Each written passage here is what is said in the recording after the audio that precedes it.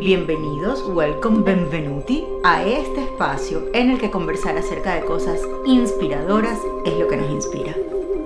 Fascinados con las infinitas posibilidades que la colaboración, la creación y la conexión ofrecen, aquí los esperamos y aquí nos quedamos. Tenemos, eso sí, una muy edulcorada patología. Vemos todo a través de un cristal rosa caramelo que nos ayuda a preservar sana y salva nuestra fe en el poder de la imaginación. Y ahora vamos a hablar. Historiadora, feminista interseccional, escritora, editora, activista cultural y madre de 3 niños, 3.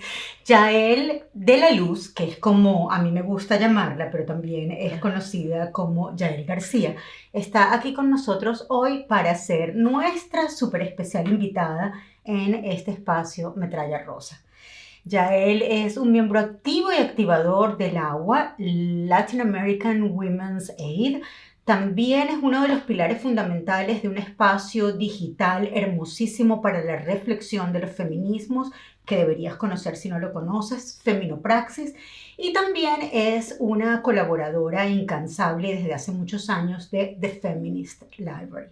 Muchísimas gracias. Gracias infinitas por acercarte hasta nuestro estudio y aceptar esta conversación que me hace realmente muchísima ilusión tener. Pero yo voy a empezar por preguntarte, ¿cómo carajo haces para hacer tantas cosas y tener 3 hijos? O sea, vamos a hablar de todos estos libros en los que ella ha escrito o colaborado y es infinito el trabajo de divulgación y de lucha activista que haces. ¿Cómo te organizas? Es mi primera pregunta. ¿Cómo lo haces? Bueno, antes que nada, muchas gracias por la invitación. Para mí es un honor estar aquí, sobre todo porque, bueno, como mujer migrante, también reconozco cuando la comunidad latina tiene talentos, ¿no? Y yo creo que tú eres una mujer muy talentosa que ofrece un buen contenido, ¿no? Y las entrevistas, entonces muchas gracias por este espacio. Y lo otro es que yo también, cuando gente me dice todo lo que hago, yo no lo creo, ¿no? Es como, yo estoy haciendo todo esto, y es verdad, ¿no? Y como te decía hace un momento, quizá robándole tiempo al sueño. Es la única manera. Porque sí, de repente, porque también yo creo que nos está tocando vivir un momento de la historia en que nosotras tenemos que ser todo a la vez. Nosotras somos nuestras propias artistas, nuestras propias promotoras, nuestras propias representantes, ¿no? Porque a veces es muy difícil que cuando sabes que tienes algo que compartir, que otra gente también se sume cuando a veces no hay dinero de paga, ¿no? Entonces, sabes que hay mucha gente talentosa que podría estar haciendo tus redes y generando contenidos que a lo mejor tú quisieras, pero por las circunstancias a veces te tienes que mover. Pero también es como parte de la vida que me ha tocado ser, ¿no? De repente he tenido que andar en diferentes espacios donde en esos espacios se me ha permitido aprender, ¿no? Que también eso es una de las cosas buenas, que siempre he encontrado gente que ha estado interesada en enseñarme cosas, en que yo pruebe hacer cosas, y yo creo que es parte también de lo que yo hago. Lo hago para que también otra gente también quiera hacerlo también. Sí, hasta cierto punto, como mujeres feministas, el hecho de que nos esté tocando por circunstancias históricas, como tú estabas diciendo, batallar en más de un lugar a la vez, es como que también te obliga a aprender áreas en las que a lo mejor no te sientes demasiado inspirada o no te sientes demasiado cómoda y por lo tanto no tan inspirada, pero que al final son convenientes, hacen falta para tu propio crecimiento y fortalecimiento, no solamente humano, sino a veces también económico o en todos los sentidos, como de... Sí, yo creo que también ahí has mencionado algo muy importante que desde el feminismo tiene mucho sentido. Como mujeres creadoras que somos, nos ha tocado luchar contra el patriarcado, y el patriarcado se manifiesta no solo en las estructuras que a veces sentimos que nos oprimen, sino también en personas y en espacios que nos cierran las puertas, en espacios y personas que de repente no pueden ver en nosotros lo que podemos aportar. Sí. Y entonces llega un momento en que de tanto que te cierran las puertas, dices, ¿Qué hay que hacer para abrirla? Que la abro Sí, yo, ¿no? Entonces exacto. mejor dices, bueno, yo voy a mi ritmo, a mis circunstancias, y eso también te va dando como una capacidad, no solo de ser creativa en términos de insertarte a todo lo que hay, sino que también tú vas generando un contenido muy propio, vas generando una postura muy Auténtico, y también la gente que te auténtica. sigue es la adecuada, es la necesaria, porque tu voz es tan clara y está en espacios reducidos, es decir, para llegar a ti, la persona que se interesa tiene que estar buscando ese tipo de contenido. Y cuando te defines a ti misma como feminista, y se me salió el inconsciente, interseccional, ¿qué cosas te interseccionan?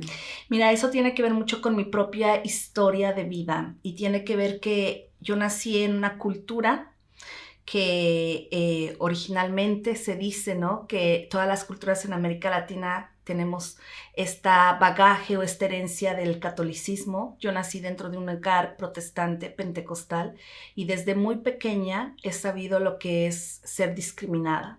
No solo por mi cuerpo, ¿no? Que ya sabes, en México se nos exige que desde niñas seamos unas Bueno, en niñas, Venezuela claro, es ¿no? durísima en ese sentido. Claro, ya empiezas a caminar y la gente ya quiere empezar a ver que tengas un cuerpecito formado, ¿no? Entonces, el no ser la típica niña que es Barbie. exacto, ¿no? De no tener estas medidas que se pide dentro del sistema heteropatriarcal, blanco, normativo.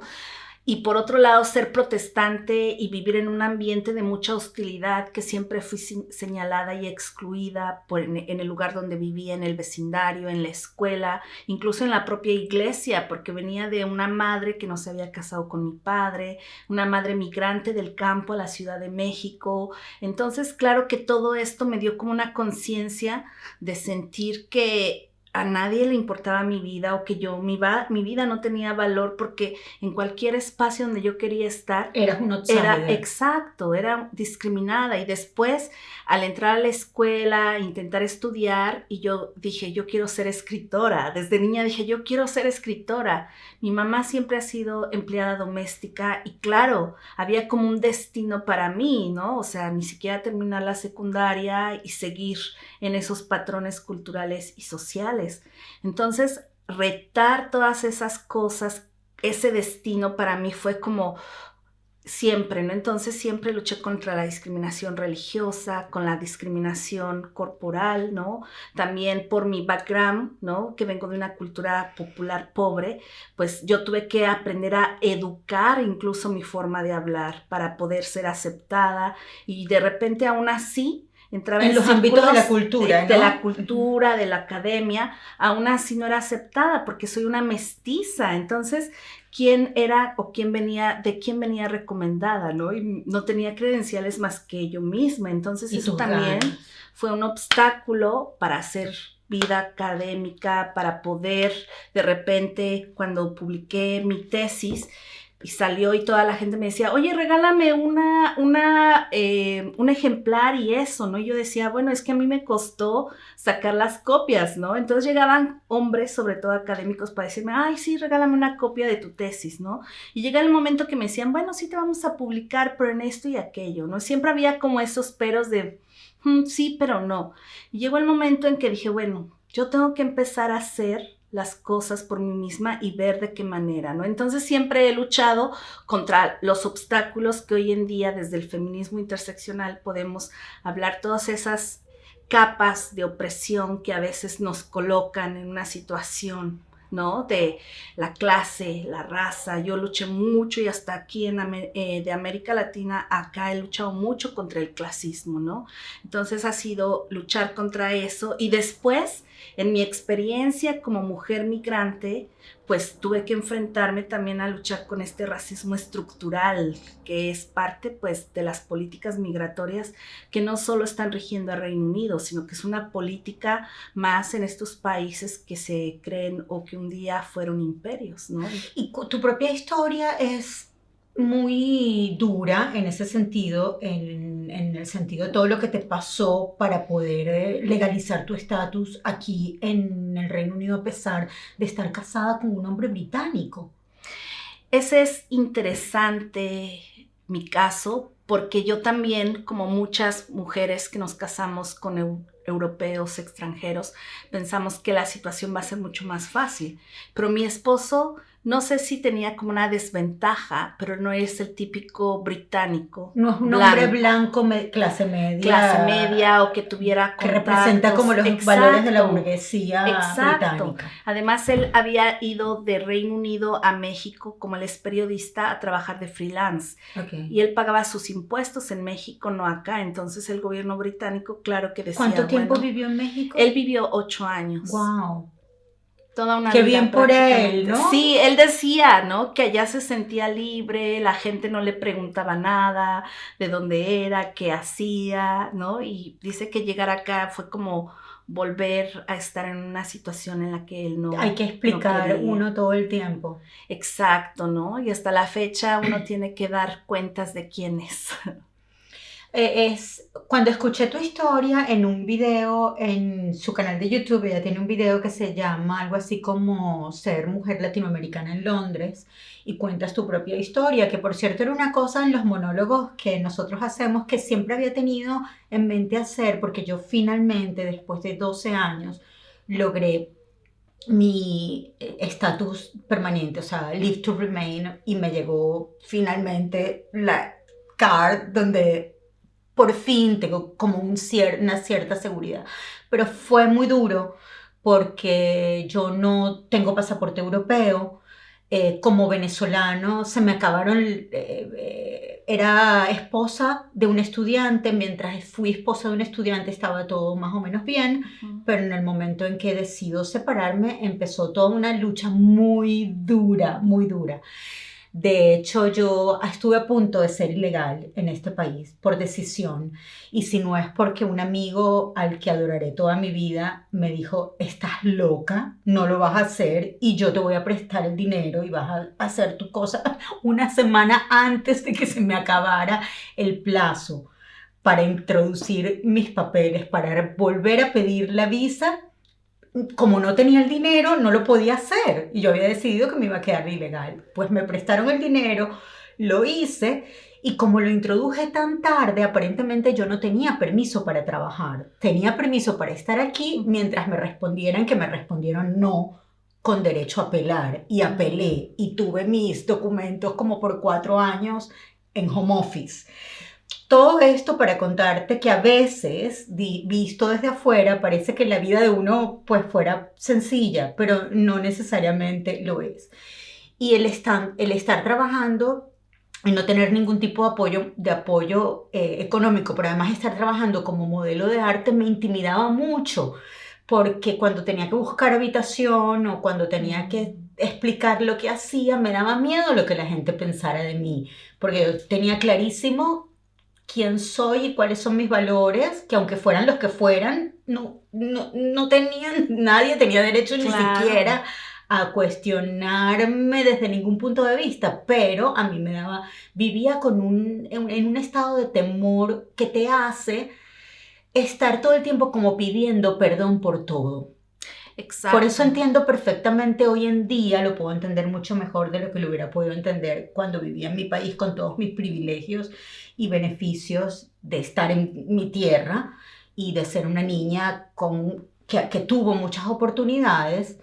Ahora entiendo perfectamente cuando se habla de trauma y cuando se habla de que hay gente que a veces no sabe cuándo tiene hambre, cuándo tiene frío, cuándo tiene qué, porque vives sometido a estados tan radicales de falta de calidad de vida, claro, que ni siquiera, ¿cómo puedes plantearte que tu historia sea interesante, que tu historia le pueda interesar a alguien? A eso voy. ¿Cómo, y eso que yo hablo desde todos los privilegios que he tenido toda mi vida, cómo hace una mujer en condición de absoluto ostracismo, aislamiento, miedo, falta de apoyo, a entender que tiene unos derechos y que tiene derecho a que su voz sea escuchada? Yo creo que eso es un acto de sobrevivencia. Quienes venimos de esas historias donde, pues sí, la vida siempre ha estado en nuestra contra, yo creo que levantarse y decir al mundo lo que está pasando ya es un acto de sobrevivencia. Llega el momento en que ya no tienes nada que perder. O sea, ya dices, ya, en mi caso, por ejemplo, no solo vengo de esa experiencia de la pobreza, de la violencia simbólica que viví en mi comunidad religiosa, sino también de mucha violencia sexual, de mucha violencia doméstica, donde totalmente todas esas experiencias me deshumanizaron y me deshumanizaron al hecho de tener que luchar contra pensamientos suicidas, de no valorar tu vida, ¿no? En el sentido de que incluso te crees incapaz de poder sentir el placer sexual porque tu cuerpo te ha sido arrebatada, tu voluntad, todo. El placer de comerte algo rico. Exacto, y sin sentir culpa, ¿no? Porque además todo lo que sucede es como tu culpa y siempre tienes que estar pidiendo disculpas incluso por existir. Uh-huh. Y llega un momento en que dices, o sea, ya no más, yo ya lo venía trabajando un poco en México, pero yo creo que el haberme enfrentado con 2 veces la negación de la home office para reunirme con mi familia y que mi esposo me dijera, ¿sabes qué? Tawale, mi hijo mayor, piensa que ya te moriste y que grabaste el video que tenemos por Zoom, piensa que fue un video que tú has grabado, mi hija todas las noches duerme conmigo porque está todas las noches, ¿dónde está mi mamá? ¿Dónde está? La casa era un caos. Vamos a volver a esa historia. ¿Tú por qué? O sea, te negaron la visa y te fuiste a México. Sí, yo llegué acá, estábamos viviendo en México, yo conocí a mi pareja y estuvimos en México 8 años. Él tuvo que venir porque él es hijo único y mi suegra tiene Alzheimer. Okay. El gobierno le dijo, si no vienes a ver a tu mamá, nosotros vamos a O sea, ustedes se casaron en México. En México. Okay. Y entonces le dijeron, mira, si tú no vienes a ver la situación de tu mamá, vamos a meterla a un asilo, vamos a incautar sus bienes para pagar con eso los servicios y nos hacemos cargo de ella. Y él se quedó, ¿cómo pueden tomar esa decisión? Yo soy su hijo. Cuando él viene acá, el gobierno sospecha de él porque mi suegra es blanca, francesa, y él es un hombre mixed race. Y de repente era como, bueno, ¿y tú? Se hace una investigación, le dicen que no puede salir del país hasta que él se termine la investigación de ver si realmente era su hijo. Y en ese entonces yo tengo que dejar México, teníamos una editorial, tuve que parar todo, yo estaba terminando la maestría, entonces vendimos todo lo que teníamos, yo llegué con los niños con visa de turistas, porque nunca había sido nuestra intención venir a vivir acá. Llegamos en enero del 2014 y entonces ellos automáticamente, mi esposo hizo el trámite, les dieron la ciudadanía británica y para mí yo tuve que salir antes de los 6 meses de estar aquí en Reino Unido a tramitar mi visa en México. Era lo que te exigían. El requisito, ¿no? Entonces tienes que regresar y hacer el trámite allá. Regreso a México y pensamos que eso no iba a durar más de 6 meses. Y además, porque es súper caro aplicar a una visa, ¿no? Sí. O sea, todo está en libras y lo devaluado que está nuestras monedas nacionales en América Latina. Bueno, aplicamos la primera vez y el gobierno me rechazó diciendo que mi esposo no tenía la suficiencia para mantenerme, para ser my sponsor. Entonces dijimos, ok, esperemos, veamos de nuevo, y él mientras dice voy a ver, porque él también, aunque era dueño de un departamento, pues eso no se lo tomaron en cuenta, no tomaron en cuenta que mi suegra tenía Alzheimer, que a lo mejor era por una cuestión humanitaria. Y sobre todo con 3 niños que estaban aquí 2 sin su mamá, todavía. 2 para entonces. Sí, 2 para entonces. Pero bueno, mi suegra ya contaba como niña, ¿no? Claro. Deterioro. Pero aunque fuera uno, o sea... Exacto, fue ahí donde yo me quedé pensando, ¿cómo está pasando esto en un país del primer mundo donde dicen que lo importante es la familia, donde tiene que haber, porque han firmado muchas convenciones de derechos humanos y a mí me está negando el derecho? Aplicamos a la segunda vez y en la segunda vez me mandaron una aplicación para asilo político. Y yo dije, bueno, yo no estoy siendo perseguida de mi país, yo solo quiero. Y es ahí donde yo le dije a mi esposo, ¿qué está pasando? Y era cuando yo veía... O sea, tú te negaste a jugar la ficha del asilo político porque no era cierto, lo cual es muy honesto de tu parte, ¿no? Porque hubieras podido hacerlo. Y además yo decía, bueno, hay que ver un abogado, ¿qué está pasando? Él estaba lo que decimos en el feminismo desempoderado. O sea, porque él ya estaba de todo lo que estaba viviendo, perdió sus trabajos. Sí, estaba estando con overwhelmed, los niños, la suegra. ¿cómo se dice eso en español? Sí, estaba Sobrecogido, sobrecargado. La investigación que le estaba haciendo el gobierno británico. Entonces era un momento en que incluso él ya tenía ataques de ansiedad, todo. Y era en el momento en que dije, ¿qué hago? Y entonces me acordé, bueno, si yo he acompañado a migrantes, he ido a hacer manifestaciones, me he solidarizado con causas, pues ahora me toca a mí que me luchar por apoyen, mí y misma, ¿no? y a pedir ayuda. Y a pedir ayuda en el sí, exacto, ¿no? Entonces fue por eso en que le dije, mira, voy a intentar hablar con el embajador británico para explicarle mi situación. Fui a la embajada y me dijeron, mira que el embajador no está ahorita, regresa como en 15 días. Le dije, bueno, yo ya no tengo casa, trabajo, familia, ya no nadie me espera, así que yo puedo esperar y voy a hacer una huelga de hambre y plantón aquí hasta que me reciban. Y así me quedé una semana sin comer, sin bañarme. Pusiste al menos sí, un anuncio para que alguien se enterara. Sí, hubo gente que me llevó una casa de no, sí, porque yo incluso era como, yo no lo podía creer que estaba haciendo eso, pero dije, bueno, no me queda otra. Era el momento en que dije, a mí ya, si me dan la visa o no, eso ya es ganancia. Lo que me interesa es que el mundo sepa lo que Reino Unido está haciendo con sus propios ciudadanos. Y para mí eso fue una clara política racista sobre la migración, porque dije, o sea, ¿en qué criterios se están basando los de la Home Office para seleccionar quién puede entrar y quién no puede entrar?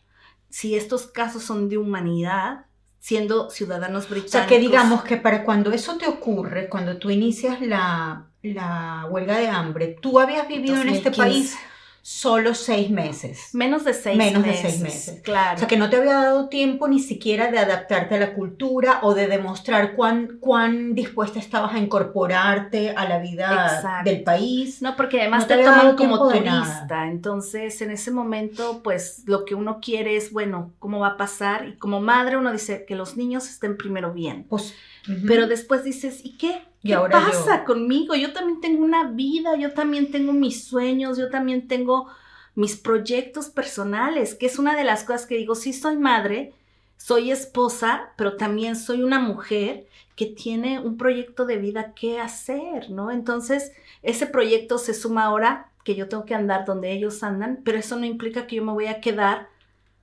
sin realizar mi exacto, en un exilio rol, de mí misma. Exacto, ¿no? Exiliada de mí misma. Exacto, entonces fue para mí por eso retar la política migratoria, fue para mí ¿Te ayudó esa huelga de hambre que hiciste? Por supuesto, hubo poca apoyo de la gente que yo esperaba que me iba a apoyar. No me apoyó. La prensa, hubo algunas cosas que la prensa nacional sacó.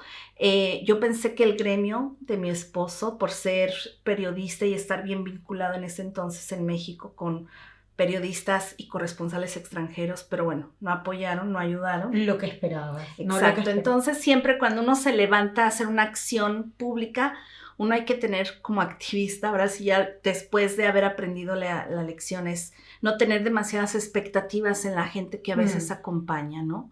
Porque si no eso puede hacer que sientas que realmente ya no hay esperanza, pero en ese momento mi foco fue los hijos, lograr que la gente se diera cuenta qué está pasando en Reino Unido y la visa si se obtiene ya es ganancia. ¿Es ese en el momento en el que entras en contacto con el agua o ya tú habías o tú la fundaste? No, entonces yo hice la huelga de hambre, el embajador tuvo una entrevista conmigo súper pedante, o sea me dejó caer toda su white supremacy.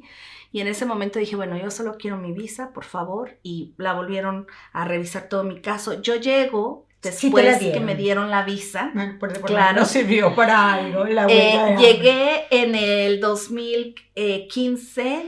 Sí, creo que fue en septiembre del 2015. Entonces yo llegué aquí y vi mi hogar destrozado, mis hijos que no sabían, como estaban en shock, todos estábamos en shock, pero además yo me sentía tan sola que dije, yo tengo que encontrar mi comunidad y tengo que buscar a alguien con quien poder sentirme embraced, ¿no? Gracias a todo el trabajo de activismo y a la conciencia de lucha que tenías, al menos tenías eso claro. Porque yo te puedo decir que a mí, en circunstancias muy distintas, circunstancias que podrían verse desde afuera y que lo fueron, de mucho más privilegio, cuando llegué con mis hijos, con mi familia, mis 2 hijos y mi ex esposo, el aislamiento no lo supe manejar, porque no tenía idea. En mi vida, mi vida en mi país había sido, yo soy una profesional, tengo un mundo social maravilloso, súper dinamizado, y tengo una vida propia, una vida familiar, o sea, una vida doméstica, una vida profesional, me bandeo entre las cosas como puedo y llego aquí y todo eso se desvanece. Entonces es como que yo ni siquiera supe ver claro, yo aquí o creo comunidad o me voy a ir por el foso. Empiezas a irte por el foso sin darte ni cuenta y creo que gracias, hasta cierto punto, gracias a que tú ya tenías esas cosas claras, lo pudiste ver, ¿no? Pudiste ver, yo aquí necesito hacer mi trabajo y crear comunidad. Claro, porque además pensé, si yo pasé por esto, ¿cuántas Otras mujeres no mujeres han no puedo pasado por ayudar. eso?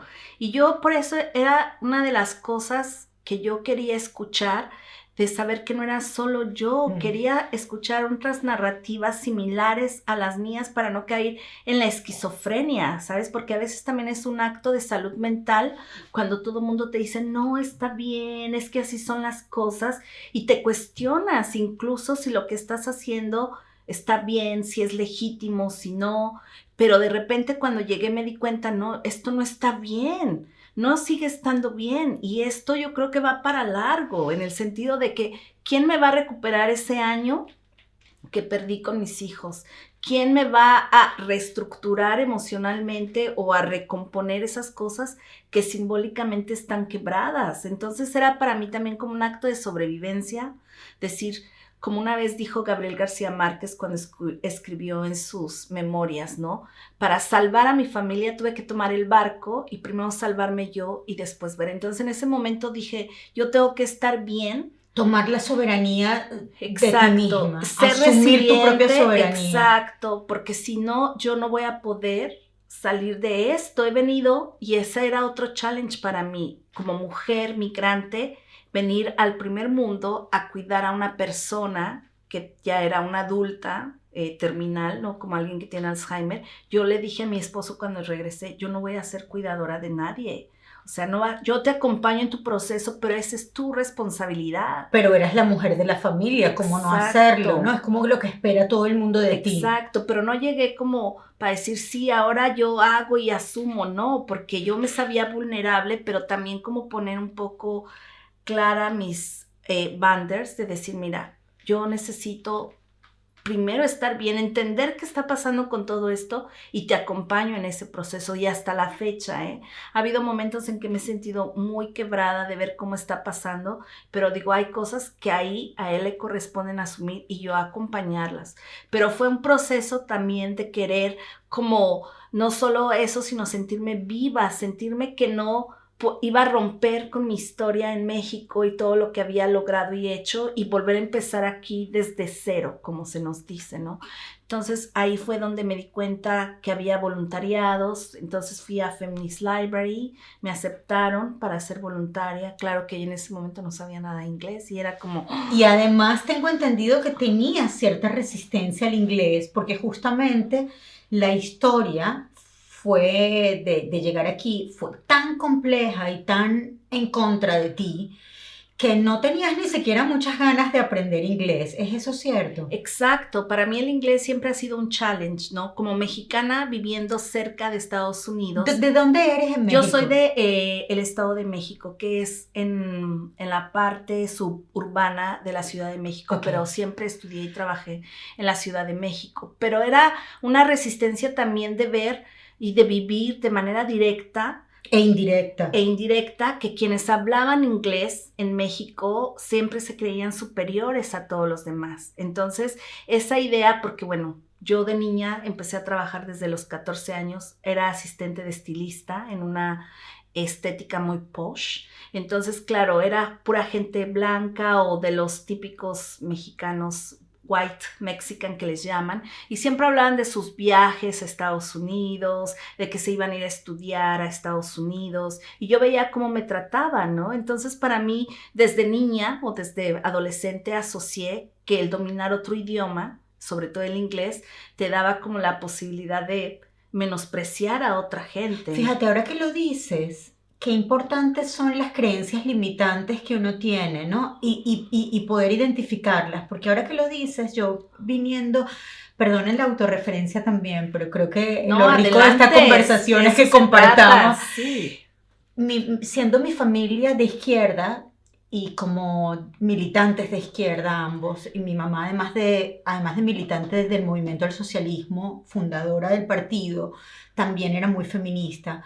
Nunca nos llevó a ningún lugar en Estados Unidos. Por ejemplo, en mi casa cuando se podía viajar se iba a otros lugares. Jamás Disney no existía, Estados Unidos no existía. O sea, me pregunto ahora que lo dices, hasta qué punto toda mi dificultad con el inglés también no vendrá de esa suerte de voz que te dice es el idioma del imperio hasta cierto punto, porque aunque yo crecí desafiando un poco esas creencias, un poco, yo las veía un poco demasiado fundamentalistas. Quién sabe, ¿no? Hasta qué punto están allí haciendo algo de ruido, ¿no? Tiene mucho que ver con eso, Sí. porque yo creo que tiene que ver con estos patrones culturales, ¿no? Y sobre todo las experiencias que te marcan. Digo, a mí lamentablemente mi primera experiencia con el inglés fue haber sido de personas que económicamente tenían más poder que yo. Y por otro lado, también viniendo de una cultura protestante evangélica, que básicamente toda la literatura de niña que transcurrió por mí eran traducciones de gente que escribía o que eran sobre todo norteamericanos o ingleses. Claro. Por ejemplo, El progreso del Porque peregrino. el pentecostalismo es muy fuerte en Estados Unidos, ¿no? En Estados Unidos y ahora en América Latina, y bueno, ha mutado a cosas bien interesantes y bien fundamentalistas, pero el pentecostalismo en el que yo crecí es un pentecostalismo clásico, un pentecostalismo que estaba interesado en no solo en leer la Biblia como algo salvacionista, sino que también la Biblia era como un referente cultural. Ok. Por ejemplo, para mí... Como la mitología griega, digamos, un Sí, libro de historias sí, donde entonces, uno podía encontrar arquetipos y exacto, identificarse me con... podías ver a los 12 años para decir alegría y yo decía regocijo. Entonces era como wow, ¿no? ¿Y tu nombre viene de ahí? Sí, viene de ahí. De la Biblia. Fue un nombre bíblico que mamá Y si te eligió. pones a ver, además es un personaje que... Guerrero también. Sí, Sí, y que guerrero. reivindica un poco la mujer que no tenía mucho.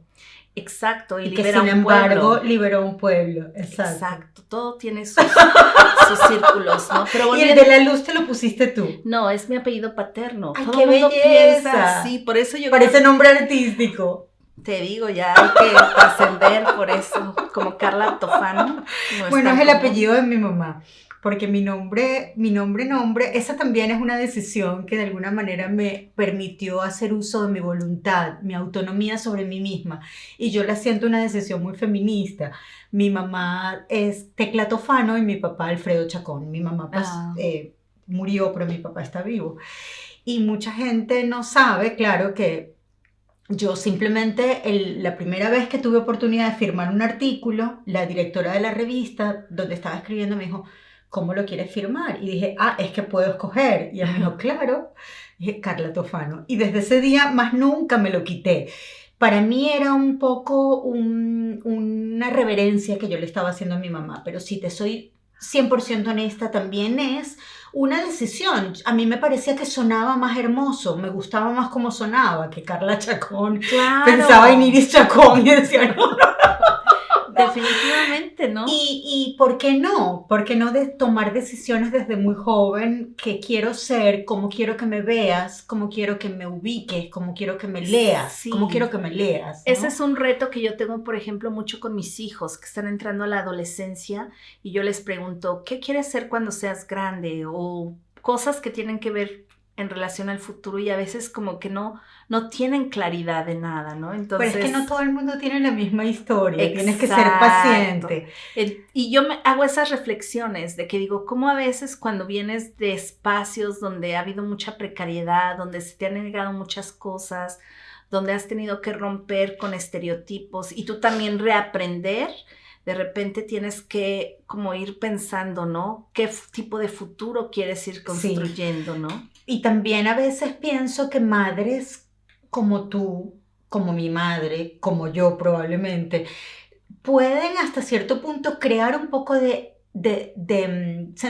sentimiento intimidatorio en un niño hasta que no tiene claro qué quiere, ve mucha opinión afuera y todavía está formando la suya, ¿no? Claro. No todo el mundo nace con tanta opinión, Sí, tan opinionated. Definitivamente, ¿no? Y yo creo que ahí es, como bien dijiste, ¿no? Es un acto también como de compasión, de diálogo intergeneracional.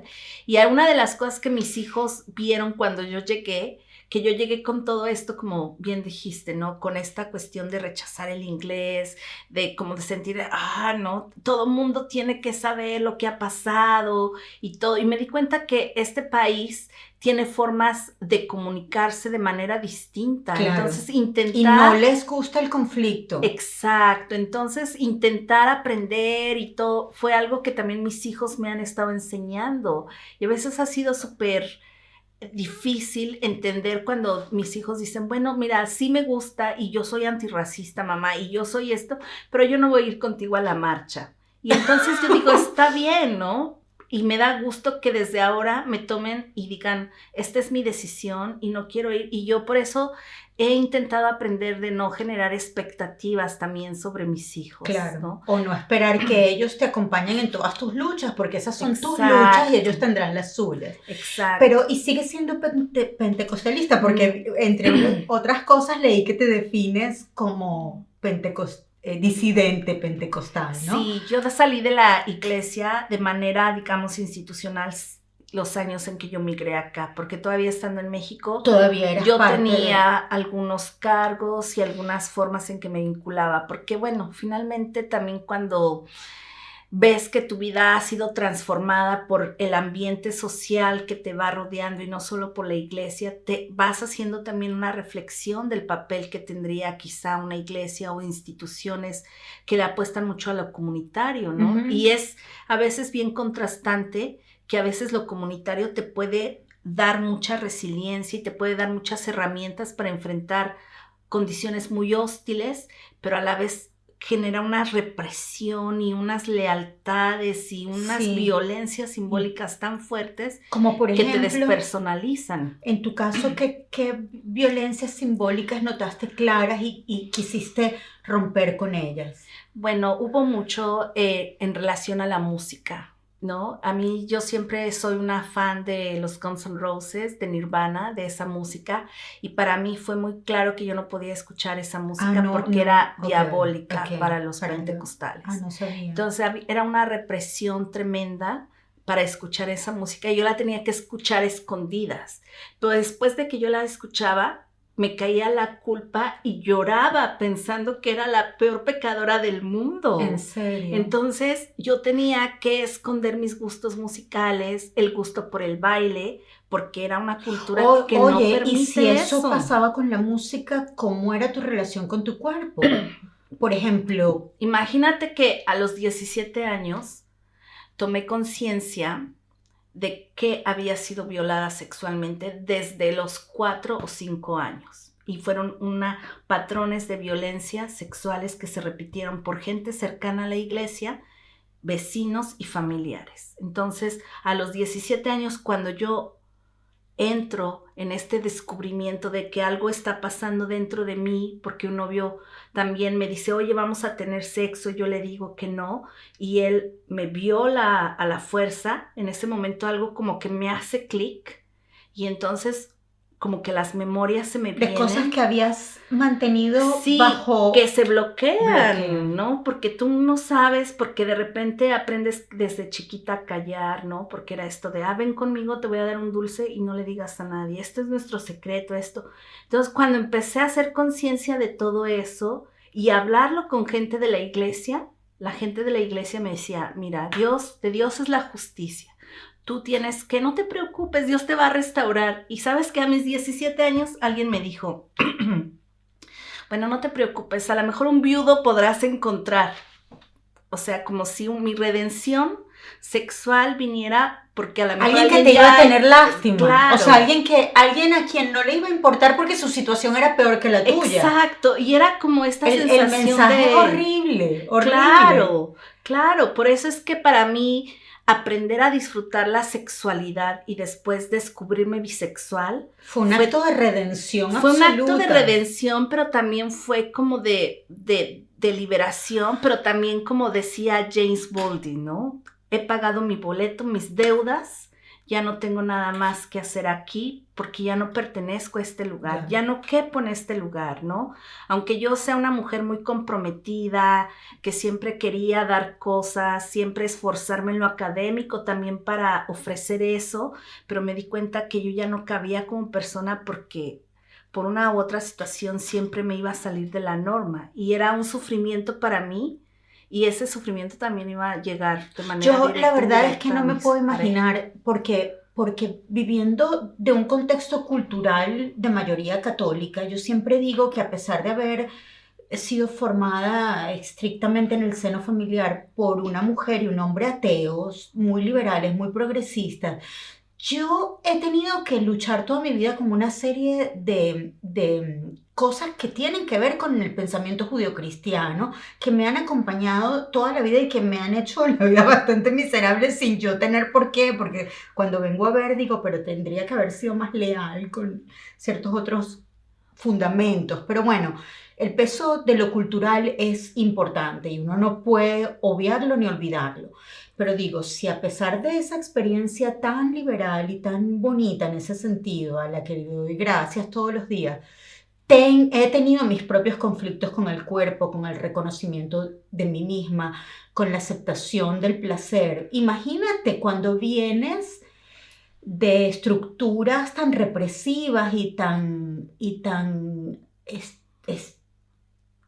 distorsionadas y tan difíciles, ¿no?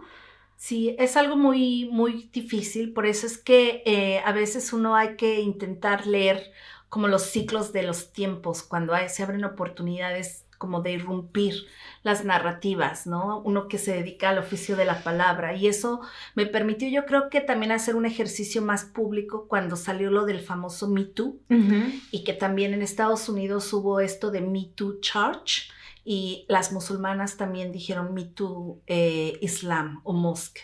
Entonces yo empecé a leer testimonios de mujeres que hablaban cómo en las iglesias también habían vivido violación y habían sido silenciadas. Y para mí eso fue como el momento en que dije, yo quiero escribir y hablar de mi experiencia, ¿no? Y claro que yo tuve que hablar primero con mi mamá y como decirle de lo que iba, la situación, porque también en la escritura, cuando uno habla de su propia experiencia y lo hace público, también uno tiene que entender, sí, ¿no? Y respetar también que es la historia también de otro. Exacto, ¿no? Entonces yo decía, bueno, a mí me interesa abrir esto porque era lo mismo. Si esto me ha pasado a mí, porque a otras mujeres les ha pasado o a otros cuerpos disidentes les ha pasado, ¿no? Entonces para mí fue algo muy interesante hacer ese ejercicio porque no solo pude hablar de mi experiencia, sino que también dije esto tiene que llegar y quizá abrir el espacio para hablar también de temas de, como también escribí hace poco, ¿no? Del tema de la pureza, que es una cultura o una idea que nos atraviesa más allá de lo religioso. Yo he sido muy susceptible a cosas como esas, sí, a pesar de no ser inculcadas en el hogar, sí. Temas como la pureza, lo moralmente correcto, el que hay que agradecer demasiado todas las oportunidades porque es como si no te las merecieras realmente. Exacto. Como si tuvieras que rogar o si te estuvieran haciendo siempre un favor. Y el tema del sacrificio en las relaciones, que es un tema tan vinculado a lo judeocristiano, o sea, el amor es sacrificio y no hay otra, pues, si no eres un egoísta, si no eres una persona que no tiene consideración del otro. Sí, por eso yo creo que las visiones binarias tendrían que terminar, ¿no? Hablamos qué mundo imaginamos. Lo bueno y lo malo, exacto, lo ¿no? puro y lo Porque esa es una de las impuro. cosas que a mí también me tocó mucho de construir. Yo fui educada con la idea de que la gente buena está en la iglesia. La gente buena es la que cree en Dios. La gente buena es la que te va a estar contigo en momentos difíciles y esa gente está en la iglesia. Es Y allí la donde la gente, consigues. exacto, y a la gente afuera no es. Pero para mí, yo siempre veía que mis amigos gays, tenía amigos que después se abrieron públicamente a ser trans, ¿no? Y de repente amigas que eran lesbianas, y yo las veía más compasivas Claro, conmigo. porque además la que propia experiencia Exacto. te enseña ese nivel de solidaridad con el otro. Yo siempre lo digo, la manera en que yo me he sentido comprendida por muchos de mis amigos gay a lo largo de mi vida, es una forma que ni las amigas, porque viene del mutuo entendimiento de un mismo problema. De la misma exclusión. Exacto. Entonces, claro, es una De la misma empatía opresión. que es emocional, es casi física, pero también es intelectual, también pasa por la razón. Y ahí, claro, hermana muchísimo. ¿Y en qué momento decides que quieres ser escritora? Porque estudiaste historia en la universidad, Ajá. siempre teniendo claro que además de que te interesaba la historia, porque obviamente en todo lo que haces, todo lo que escribes, las críticas de libros, las reseñas de libros, tu misma participación como activista social y cultural, siempre tiene mucho de dato histórico, lo cual yo valoro un montón porque me gusta el aprendizaje. Claro. Y pienso que en la medida en que alguien es activista con argumentos, es decir, con datos históricos, siempre es mucho más fácil entender y solidarizarse con las causas que promueven o no, dependiendo. ¿En qué momento de tu vida decidiste estudiar historia y dedicarte a la literatura o a la escritura o a la divulgación de mensajes a través de la palabra? Pues yo creo que tiene que ver mucho también con mi experiencia de haber sido pentecostal, ¿no? Mi mamá, por toda la exclusión que vivió, su único refugio siempre fue leer la Biblia. Entonces ella todo el tiempo libre cuando lo tenía siempre estaba leyendo la Biblia. Se y la yo sabía también, de pe a pa.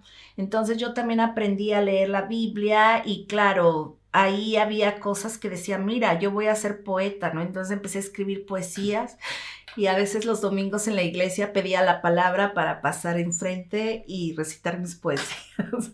Y me río porque todo el mundo se reía. Okay. No, pero bueno, había pastores que también encontré gente muy cálida dentro de la iglesia que, bueno, me acompañaban, luego me decían, oye, mira, ¿por qué no te lees este libro? Entonces empecé a leer cuestiones de misiones transculturales, la biografía que aquí es un clásico, ¿no? El progreso del peregrino de John Bana, que es el padre de los puritanos, ¿no? Y entonces ese tipo de literatura me dio a entender que yo quería escribir también mi propia historia, y no mi propia historia como yo, Yael, sino las historias que me imaginaba, las cosas que le pasaban a otra gente y que decía, wow, pero también después vino una necesidad como de decir, tengo que vivir, porque la idea del escritor como del artista es que te vas a morir de hambre, ¿no? Y si uno viene sobre todo de backgrounds donde no todo está asegurado, exacto. Piensas en eso, te ves obligada a pensar en eso. Exacto, ¿no? Entonces cuando yo les dije a mis padres que iba a estudiar historia, ellos no estuvieron de acuerdo porque querían una carrera donde yo ganara y mantuviera que ya la familia. Más garantía. Exacto. Pero yo me aferré y la verdad es que no me arrepiento porque en ese momento la historia me permitió sacar todas las preguntas que intelectualmente en la iglesia no me habían respondido. Todas esas preguntas que en los espacios sociales por los que pasé no se dieron porque siempre me silenciaron o me excluyeron. En la academia aprendí el debate, aprendí a encontrar respuestas. Pero también, ¿sabes? Y creo que eso es muy importante, dialogar con las diferencias. Y volviendo a los feminismos, qué belleza la página de Feminopraxis. Cuéntame cómo surgió ese proyecto. Tengo entendido que lo comenzaron 4 de ustedes todas mexicanas. Es muy bella la página, además que realmente es una invitación a crear un discurso donde el diálogo se ve de manifiesto porque hay artículos y ensayos y historias y arte, visualmente es muy bonito también, inclusivísimos, incluye a todo el que quiera colaborar, siempre y cuando, bueno, a ustedes les parezca obviamente que lo que dice vale la pena o que el mensaje se circunscribe en un poco la idea de la página, pero cuéntame cómo empezó y qué satisfacciones te ha dado ese proyecto digital. Sí, yo creo que tenía que ver con la necesidad de escribir, pero también yo creo que la escritura es también un acto colectivo. Creo en la autoría personal, ¿no? Y creo que eso también tiene que ver mucho con mi trabajo de editora, de esta idea de está bien escribir y a veces tener, pero también llega el momento en que uno tiene que aprender a convivir con otros y también a hacer escrituras, pero sobre todo en el tema de los feminismos, porque para la gente o a veces los medios de comunicación mainstream hablan feminismo como si fuera solo una cosa, Una como cosa un bloque, bonita. ¿no? Ujú. Y uno se da cuenta que no, son feminismos y ahora, hoy en día, los feminismos también surgen mucho desde la propia experiencia. Hablamos de la experiencia situada. Entonces, de repente yo me puse a pensar que a mí hay gente que no me representa o que sus enfoques teóricos son enfoques que no hablan de mi experiencia o que no son parte de las luchas que yo abandero y de repente era lo mismo, ¿no? O sea, no voy a esperar que alguien me abra un espacio, sino que bueno, voy a intentar crearlo con quien se quiera sumar. La convocatoria fue interesante porque pudimos convergir 4 mexicanas que anteriormente nos habíamos sumado a otro proyecto de otras blogueras mexicanas. Ese proyecto terminó y después hubo la oportunidad de que quienes quisieran seguir escribiendo, pues armáramos este proyecto. ¿Quiénes son las pilares fundadoras? Hay una chica que se llama Lídice, ella es psicóloga, vive en Guadalajara, Jalisco. Una chica que se llama Erin Mason, ella es chicana y vive ahorita en Baja California, México. Después está otra psicóloga que vive en la Ciudad de México, que se llama Elisa, y yo. En Londres. Claro, en Londres. Entonces yo lo que quería hacer era también dar una visión un poco más internacional y sobre todo desde esta experiencia de los feminismos migrantes, ¿no? Para también acabar con esa idea que a veces se tiene de que cuando migras a Europa tu vida es mucho mejor que estando en tus países. Y dices, en cierto sentido sí, pero en otras cosas no. Entonces la idea era también como que mujeres migrantes pudiésemos hablar de nuestras experiencias y las cosas y hacer como un intercambio de experiencias.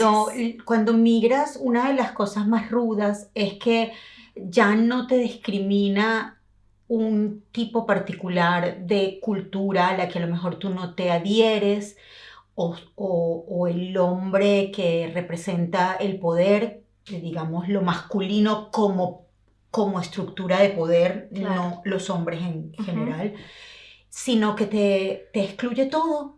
Todo te excluye, o sea, es normal, es parte de la experiencia, todo te excluye, no perteneces y es un camino muy duro porque a veces sientes que aunque tú te esfuerzas muchísimo por pertenecer, por un lado no perteneces y es simplemente una realidad y por otro nadie te la pone como demasiado fácil, ni hombres ni mujeres. Claro.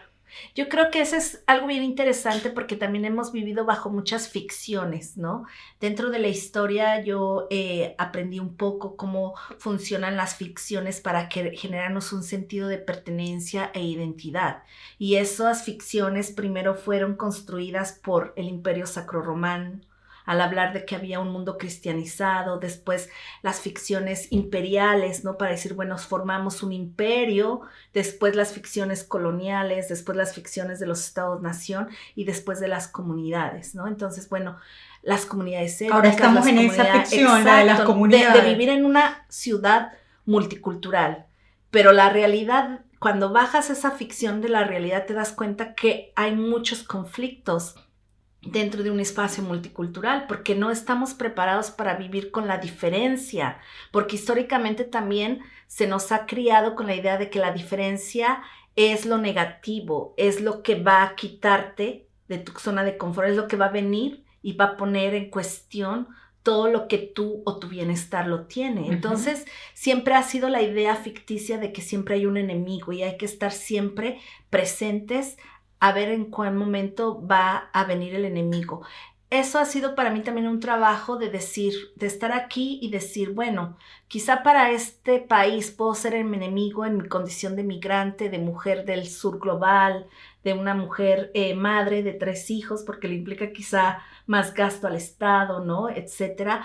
Pero digo, ya no hay, y esto es lo padre de vivir en este país, que me ayudó a reconciliarme un poco y de decir, bueno, el inglés quizá no es tan mal, mi experiencia ya fue otra y estaba condicionada por otra experiencia. Pero ahora aquí yo veo que el inglés puede ser un puente para que yo pueda tener acceso a leer a otros autores que quizá en México nunca me hubieran llegado, de estar en lugares donde quizá nunca hubiera podido estar, ¿no? Yo llegué con una actitud totalmente sumisa.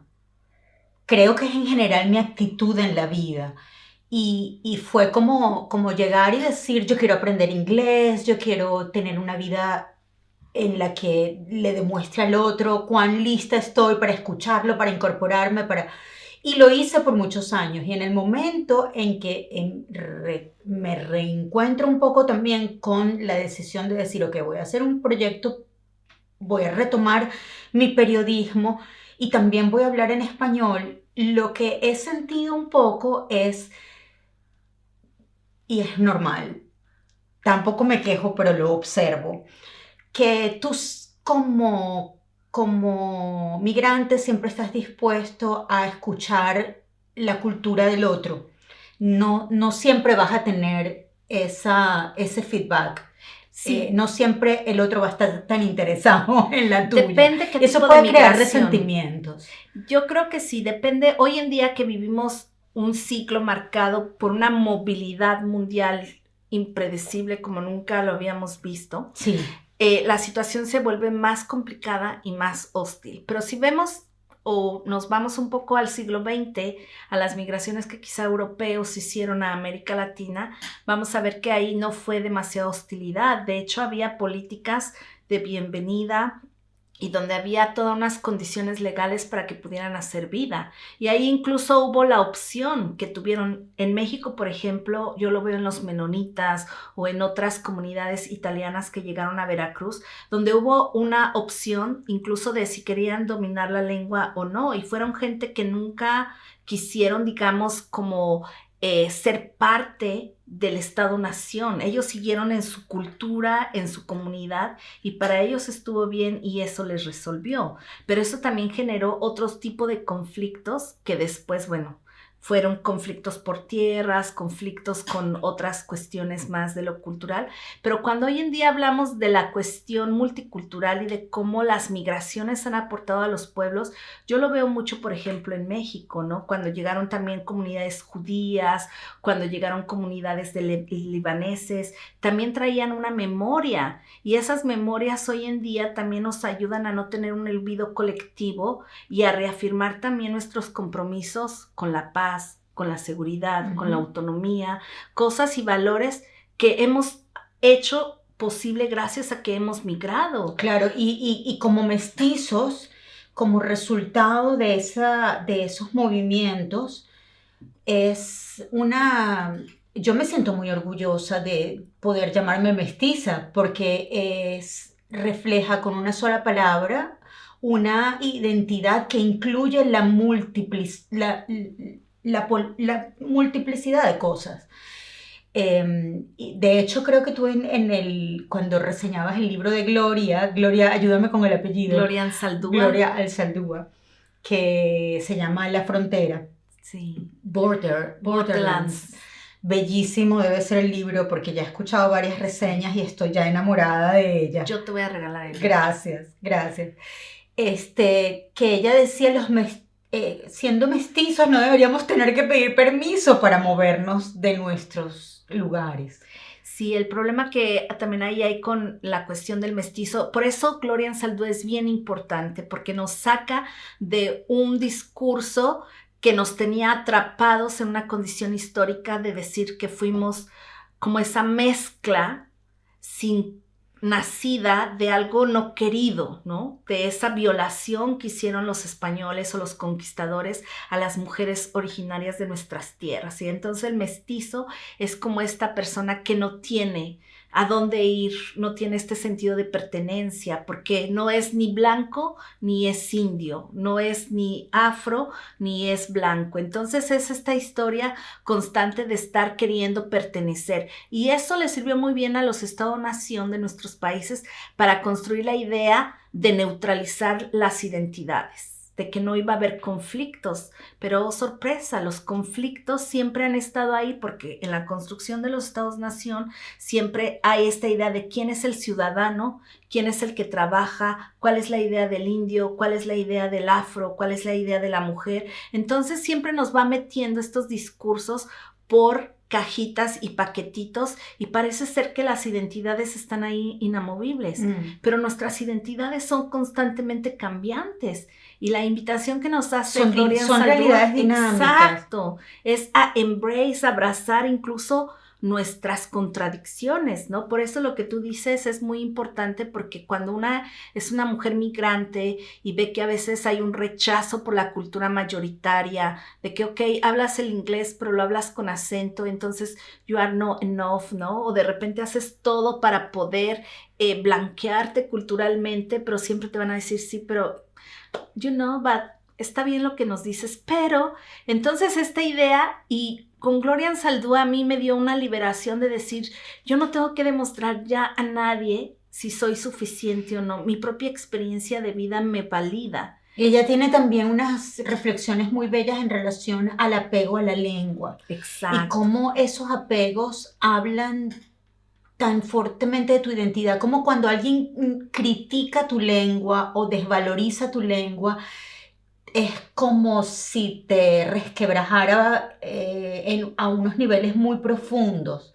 Exacto, por eso es muy importante esto de poder hacer espacios como este que estamos hablando, porque esto es un acto de resistencia, que tú todavía conserves tu acento caribeño, venezolano, que yo esté hablando con mi español mexicano, es también un acto de resistencia política, de reivindicar nuestra presencia en este país. Y que después uno se atreva a poner esto para el mundo, es también un acto de resistencia. Y subtitulado al inglés para que además quien quiera y se atreva pueda entenderlo o escucharlo, pero poca gente hace el esfuerzo, que es un esfuerzo que nosotros estamos súper acostumbrados a hacer, eso me refería. Claro. Porque a nosotros sí nos interesa lo que pasa en el resto del mundo, pero a los que se sienten centro del mundo no les interesa tanto. Exacto. Entonces, lo que pasa en las periferias. Era lo que te iba a decir, ahí uno decide sus luchas, ¿no? Hay latinos que vienen y ellos dicen, yo con latinoamericanos no, yo con ingleses. Está bien, porque uno también tiene la posibilidad de decidir cuando migra, si quiere integrarse a una comunidad, si no,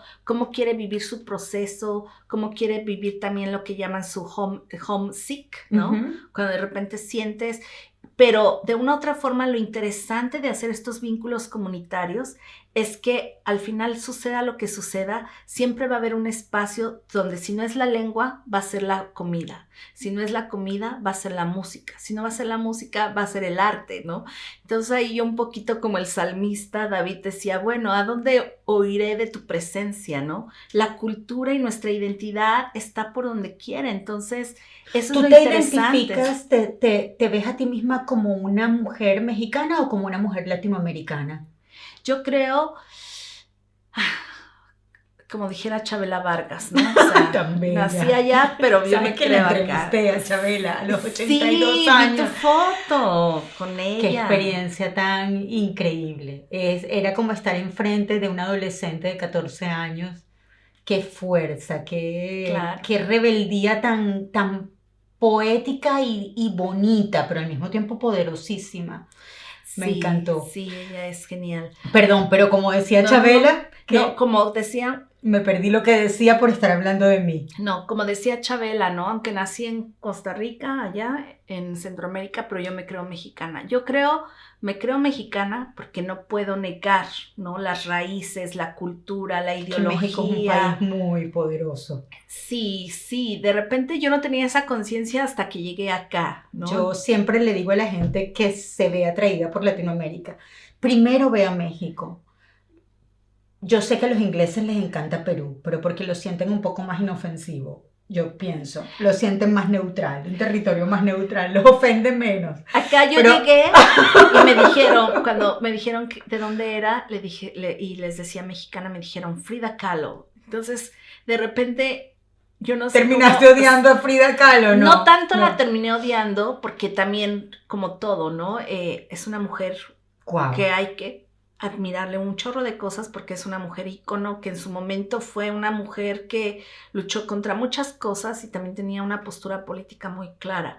Pero por otro lado también la instrumentalización que hizo o que se dejó hacer para poder hablar de una idea del indigenismo dentro de un marcado nacionalismo mexicano, pues ha generado una serie de desencuentros con quienes realmente se reivindican y quienes reclaman su raíz indígena, ¿no? Entonces, como dicen, en México te gusta ver a los indígenas en los museos, te gusta comprar sus artesanías, pero no te gusta verlo de manera directa, ¿no? Entonces, ni los quieres aquí. Ni los quieres, ¿no? Siempre vas a querer al mexicano blanco promedio, que no se vea que se vea más europeizado, pero con toda la indumentaria indígena, ¿no? Entonces, Frida Kahlo lamentablemente tuvo mucho que ver ahí. Y lamentablemente las identidades no son disfraces, las identidades son Exacto. realidades muy complejas y que vale la pena aceptar con sus complejidades o debatir o luchar con sus complejidades también. Vamos a hablar de tus libros que me trajiste y que si no, no nos va a dar tiempo. Pero antes de pasar a tus libros, me gustaría saber tu opinión acerca del transfeminismo. He estado como muy interesada últimamente en esta autora, Sayak Valencia, mexicana que también. Me encanta ella, me encanta cómo habla, me encanta todo lo que dice y entonces... Antes de digamos, dar por concluida la parte de la discusión de los feminismos, me gustaría saber qué opinas tú en específico de eso que llaman la tercera ola del feminismo. Ok, sí, bueno, ahí hay que ser como muy cuidadosos porque por un lado, digamos, del concepto de la tercera ola dentro del feminismo tiene que ver más que nada con esta idea de intentar darle una cronología para decir, mira, esto pasó en tal fecha, esto fue las características de la primera, segunda, tercera ola, pero el feminismo en el que yo estoy, que es más interseccional, más comunitario, más alternativo, no hablamos de olas, porque las olas invisibilizan, en términos cuando intentas poner como en bloques. Nosotras hablamos de genealogías, y las genealogías tienen que ver no solo con dónde alimentas tu pensamiento y tu teoría, sino también con el movimiento político que tú estás involucrada o las causas que tú defiendes, y también tiene que ver no solo con estas feministas o estos feminismos públicos o la teoría, sino también desde tu propia experiencia, ¿no? Y tu genealogía puede venir incluso desde reconocer a tu madre, tu abuela, tus ancestras, y entonces ese es otro tipo, tu comunidad, y como ahí también hay otras cosas o prácticas que podríamos definir como feminismos, pero que dentro del lenguaje mainstream no se reconocerían como feminismos. Esto es interesante porque hay que reconocer que las personas trans siempre han existido, ¿no? Entonces ahí necesitamos tener como una mirada decolonial para entender incluso que, por ejemplo, el concepto género o la idea de hombre-mujer, el concepto de género binario, pues es una construcción social que viene emparejada con la propuesta o la implantación del colonialismo, porque era la idea básicamente de poder distribuir el trabajo de acuerdo a los géneros y lo que correspondía hacer al cuerpo masculino y al cuerpo femenino, ¿no? Porque si vemos incluso la historia de los feminismos negros, cuando estudian cómo fue la posición de las mujeres en la esclavitud, las mujeres no existían. El concepto de mujer no era para las mujeres negras africanas, porque sus amos las veían solo como vientres de producción para poder generando obra de trabajo para seguir sosteniendo esa economía colonial imperialista. Por eso es interesante reconocer que el concepto de hombre-mujer también ha sido esta construcción histórica que viene aparejada, como acabo de mencionar, con el colonialismo para identificar el tipo de trabajo que tiene que hacer un hombre, que tiene que ser una mujer. Pero las las personas trans o no binarias existieron desde comunidades antes de que se estableciera el colonialismo como forma de vida, y el colonialismo capitalista hoy en día que lucra más con las subjetividades sexuales, y por eso es que hoy en día las personas trans están visibilizándose y están, no digamos que apareciendo, porque siempre han estado ahí, pero los espacios se han abierto para conocer de viva voz cuáles son sus experiencias, y gracias a Pero ello... da la impresión de que el transfeminismo, además de obviamente incorporar a la persona transgénero dentro de su lucha, también adapta el discurso de lo trans a lo feminista, es decir, ver el Estado como una construcción de lo masculino, no como lo masculino como un género, sino como identidades casi morales que se plantan en las realidades, ¿no? Por supuesto, por eso hablamos ahí, por ejemplo, hay un concepto que me gusta mucho que viene sobre todo de la teología feminista interseccional, que habla de la idea no solo del padre, ¿no? O del patriarcado, sino habla del quiriopatriarcal, ¿no? La idea de que básicamente las entidades o las instituciones en las que vivimos... Los oficialismos son todos masculinos. Las instituciones básicamente, pero tienen que ver con esta idea que va más allá de lo cristiano, sino que es la idea de que no solo es el padre, como el patriarca que da, que es el paternalista, con sus políticas paternalistas, sino también es el dueño de todo. Y es quien da la vida y la muerte. Y la quita. Y la quita, exacto. Entonces, por eso esta idea del quiriopatriarcado, que es un concepto griego, nos ayuda a entender justamente cómo está configurado ese poder que no solo niega las vidas de las mujeres o las cobra, ¿no? En esta, hoy en día que vivimos una ola tremenda de feminicidios y de violencia exacerbada contra los cuerpos de mujeres, sino también contra los cuerpos no heteronormativos, porque siempre ha querido tener el control para sobre eso, pues seguir avanzando en todo legitimar su estructura. Exacto, claro. ¿No? Por eso es que los cuerpos trans o los cuerpos no binarios, porque también no solo... son una piedra en el zapato de las políticas controladoras. Exacto, porque uno de los instrumentos más útiles históricamente es el género. Para las estructuras es el género. Entonces, ¿cómo mientras tú más te identifiques con tu género, mejor para las estructuras de poder. Exacto. ¿Cómo le haces para normar aquellos cuerpos que se salen de lo heteronormal, ¿no? Claro. Por eso es que las personas trans siempre existieron ahí, siempre han estado, incluso en nuestras comunidades originarias. Algunos hablan que existían personas que hasta eran del tercer género, ¿no? Porque algunos nacían con ambos genitales, ¿no? Y después vino una serie de la ciencia y la medicina para decir que esos eran cuerpos enfermos. Y hoy en día, después de todo esto, con el avance de la teoría queer, también con las experiencias de la propia gente la intersexualidad, lo que llamaban antes los hermafroditas, son sumamente comunes, más comunes de lo que la gente cree y mucho más comunes que los trans. Exacto. Pero como pueden pasar inadvertidos, no se discute tanto. No se ven en la necesidad de estar... El trans tiene que hacer una lucha desde el día en que decide su identidad porque es obvia, está manifiesta en forma pública. El hermafrodita que llamaban antes, que hoy en día creo que es como políticamente incorrecto llamarlo así, decide más bien si quiere o no entrar en un debate o una polémica en relación a eso.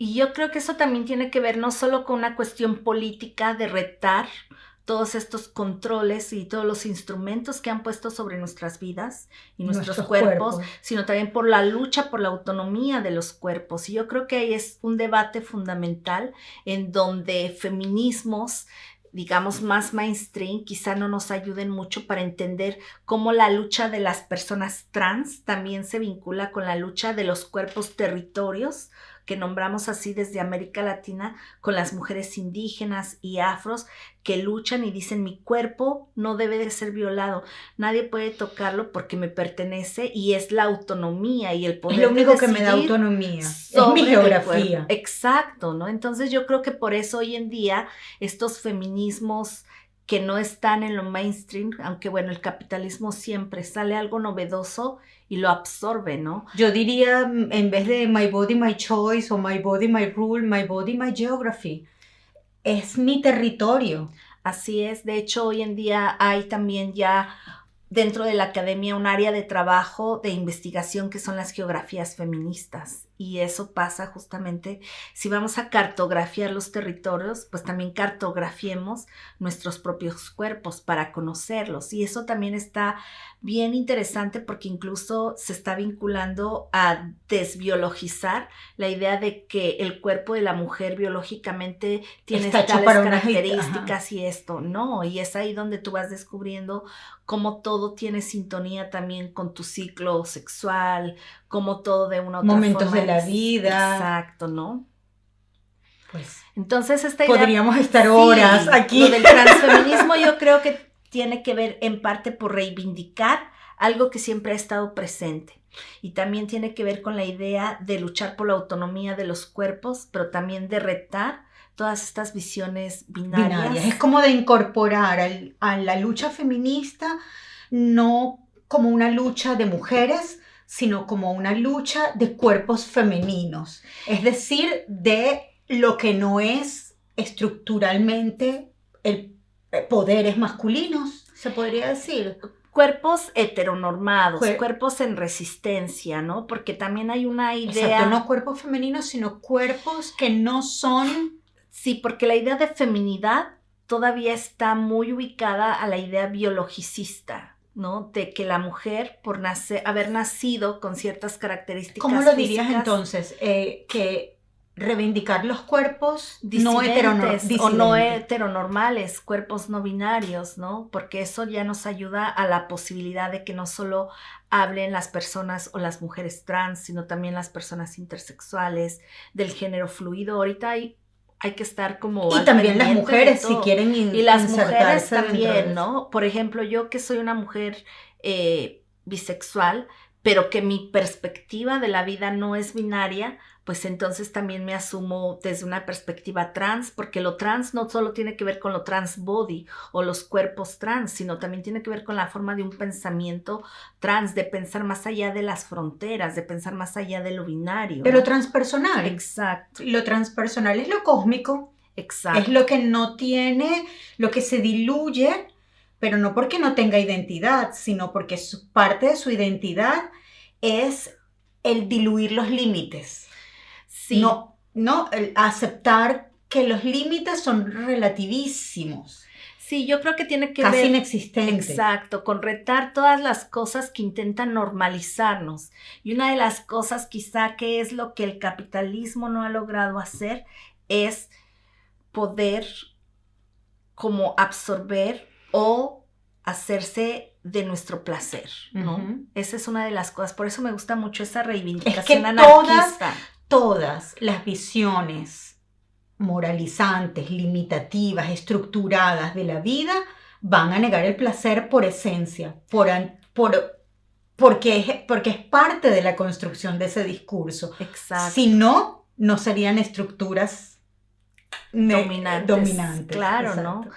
Y como decía esta frase del feminismo anarquista, ¿no? Nuestra venganza es ser felices. Y yo creo que cuando una persona trans finalmente sale, se acepta o reconoce que necesita hacer todo el proceso para cambiar el género, nuestra venganza, y todo ser eso. Felices. Y cuando uno sale a la calle y de repente haces su manifestación, haces tu arte, posas, ¿no? Orgullosa de tu cuerpo y lo celebras. Y yo creo que eso es, ¿no? Y eso, aunque te valga divorcios, amistades que te dan la exacto, espalda. y cuando lo cosas que haces de manera suceden. colectiva, por eso es que el sistema y los medios oficiales no entienden. Cuando nos ven congregadas nos tienen miedo y Son como nos dicen, aquelarres sí, que somos violentas, que somos esto. Claro, las fotos que inmortalizan son mujeres enviando fuego o retando a la policía, etcétera, pero olvidan la alegría que nos convoca, que no solo es la lucha, ¿no? El feminismo no es solo luchar y poner el cuerpo y reivindicar, es también celebrar la amistad entre mujeres, es celebrar los logros de otras mujeres, es celebrar también que se han conseguido cosas, es celebrar que hay un futuro donde quizá a nosotros no nos toque, pero que va a ser un poquito mejor, ¿no? Yo una de las Entonces, cosas que en ese sentido de celebración de la otra, amé de llegar a este país fue, recuerdo clarísimo porque en la educación de la mujer latinoamericana, no quiero generalizar demasiado, pero hay una generalidad, hay una tendencia a la competencia y si tú tienes un vestido bonito, es muy probable que otra te mire de reojo y con odio. Y a mí me encantó ir por la calle aquí y que otra mujer me sonriera y me dijera, me encanta tu vestido, pero así, ¿sabes? Como decir, wow, que esto no lo había experimentado yo en mi país. Eso me pareció una cosa hermosa de vivir en el Reino Unido. La mirada aprobatoria, sonriente de otras mujeres en la calle. yo creo que ese es el mayor reto y ese es el proyecto político al que aspiramos todas las mujeres, que un día podamos terminar con la misoginia interna que no nos permitió amarnos, ni querernos, ni respetarnos, ni hacer estas batallas con honor, ¿no? Porque, como bien lo platicamos al inicio de nuestra entrevista, ¿no? Teníamos que disculparnos incluso por existir y desde ahí internalizamos la misoginia y esa misoginia que viene de la cultura del padre, de la cultura del Estado, de todas las estructuras que nos formaron, también se reproduce con otras mujeres. Dentro de nosotras, claro. Entonces, llegar a intentar ver en otra mujer que no es tu competencia, pues es un proyecto político que también hace de la voluntad, ¿no? De querer, pues, también tú estar en paz contigo misma, porque la verdad es que yo no sé tú, pero yo a veces estoy drenada, estoy Claro. de este trabajo emocional, de ver si soy mejor en esto, aquello. Llega un momento en que dices, como dijera el poeta, vida no te debo nada, vida estamos en paz, ¿no? Ni tú me debes nada, ni yo te debo nada, porque realmente cuando piensas es que el proyecto más importante de esta vida es poder ser feliz y en paz con uno mismo y con otras personas igual si se quieren sumar o Permitirnos no. el placer mientras estemos en este cuerpo. ¿No? Pero bueno, eso tiene también que ver que otras mujeres bajen sus armas. Sí, y que lo hagamos nosotras también, exacto. Así es. Pero bueno, para eso estamos. Así es. Y cuéntame entonces de estos libros, por favor. Bueno, mira, rápidamente te comento que este libro fue el primero que escribí hace 10 años. En noviembre cumplió 10 años de su primera edición y esta fue mi tesis de la licenciatura y básicamente es la historia del movimiento pentecostal donde yo me formé. Y es también como un honor para mí de ese legado que fue oral por mucho tiempo y cuando yo preguntaba a gente de la iglesia cuál era el origen de mi comunidad religiosa, por qué pensábamos de esta manera, por qué decían que las cosas tenían que hacer y no me daban explicaciones, yo creo que eso me llevó a estudiar historia e intentar buscar en archivos y en fuentes históricas esa historia que no me contaron porque ni siquiera ellos sabían. Claro. Entonces también es como algo de decir, bueno, aquí está esto mi lo legado, dejo yo para... Esto lo dejo ahí, salgo de la institución, pero este es mi regalo, ¿no? Para que conozcan su propia historia. Después de eso, tuve la oportunidad ya cuando me metí a ser activista y que llegué ahí también por haber sido discriminada religiosa, de manera religiosa, pues me vinculé con espacios más interreligiosos y ecuménicos.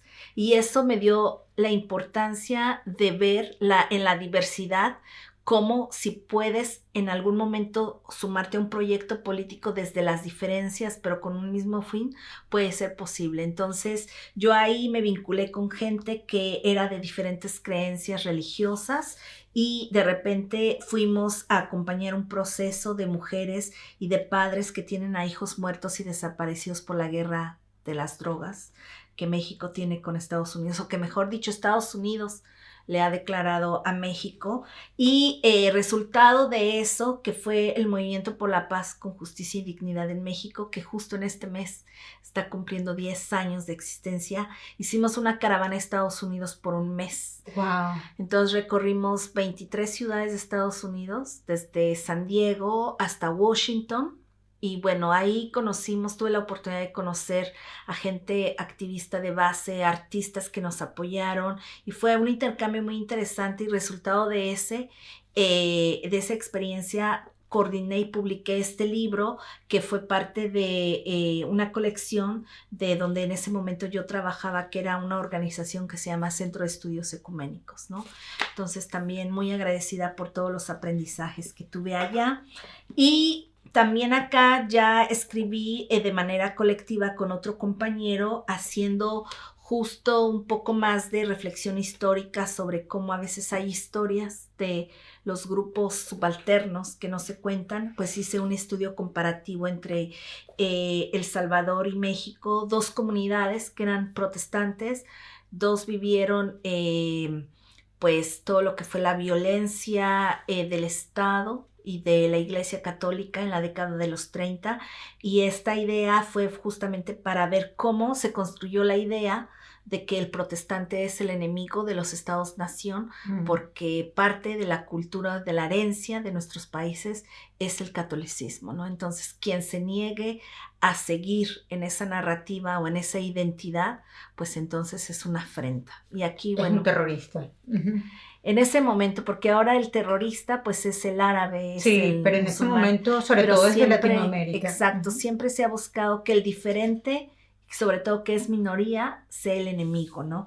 Y aquí, como para ir expresando un poco más también mi lado de la ficción, porque me gusta mucho leer, ¿no? Y de repente hay cosas que pasan y digo, wow, yo quiero escribir de esto. Pues aquí ya en Londres me sumé a algunos proyectos colectivos donde tuve la oportunidad de publicar mis cuentos, también que atraviesan en el Ojo de la Cultura, en el volumen 2 de Visitantes, donde ahí escribo 3 cuentitos, donde siempre están vinculados los temas que tienen que ver con la violencia religiosa, la identidad religiosa y la disidencia sexual. Entonces aquí hay 3 cuentos, y en este también. Y básicamente hay un cuento que me gusta mucho, y de hecho lo he publicado en Feminopraxis, que se llama Se tiró al fuego solita, de una mujer Yo lo vi. Tu columna en Feminopraxis es Militancias, ¿no? Sí. Entonces ese cuento está inspirado en la historia de una mujer en Nicaragua que fue quemada en una iglesia evangélica pentecostal, que pensaron que estaba endemoniada, y entonces no se ha hecho justicia ante su caso. Quise llevar esa experiencia como a un cuento, y por eso es que escribí Se tiró al fuego solito. Estoy escribiendo más cuentos y espero al final de este año. Junto al Támesis, sobre putas, locos y otros oficios. Y otros oficios de Lujurias y Musas. Ustedes también pueden encontrar Lujurias y Musas, que es un proyecto poético y de escritura narrativa también aquí en Londres. Ese libro te lo voy a regalar. ¡Qué maravilla! Sí, que ¡Qué tengo bueno! algunos ejemplares. Y bueno, espero este año, estoy trabajando en 2 proyectos de escritura más particulares. Uno es, estoy escribiendo mi biografía, pero en 10 ensayos, y se va a llamar Disidencias. Y bueno, ya después te contaré de ello. Y estoy trabajando en mi cuentiario, ¿no? O bueno, mi libro de cuentos, colección de cuentos, donde ya ahorita llevo escritos 12 cuentos, estoy esperando al llegar a 15 y publicarlos este año. ¡Qué maravilla! ¡Qué chévere! Pues yo estoy por primera vez en mi vida también trabajando en un proyecto de libro. He escrito toda mi vida para medios, y siempre columnas, que además de reportajes, que las columnas tienen un tono muy personal. Y por fin asumí que, ¿por qué no? Claro. El siguiente paso tendría que ser escribir algo con concepto más de publicación, ya como de un libro. Y en eso estoy, pero estoy aterrada porque se lo digo a todo el mundo para que no haya posibilidad de que no lo haga. Este año eso sale. Tiene que ser, porque si nosotras no contamos nuestras historias, ¿quién lo va a contar? ¿No? Además, es un proyecto que me tiene fascinada porque significa muchas reivindicaciones en muchos sentidos, como superar muchos miedos y autolimitaciones. Claro. Ese libro lo tendría que haber escrito hace muchos años, pero bueno, este es el año. Todo tiene su tiempo, exactamente. Yael, muchísimas gracias. Gracias. Ha sido un placer gigante. De verdad, qué rica conversación. Yo sabía que iba a ser fabuloso. Gracias. Y nada, Metralla Rosa es tu casa. Gracias, muchas gracias. Así y que pues lo que mucho necesites. ánimo con este proyecto, ¿no? La Amén. verdad, vale la pena. Yo creo así que será, el contenido es muy bueno y hay muchas personalidades en la comunidad latina que seguramente van a estar muy felices de pasar un tiempo contigo. Gracias de nuevo. Gracias. Por tu tiempo, por tu generosidad y por tu sabiduría. Muchas gracias. Y a todos ustedes, gracias también por acompañarnos.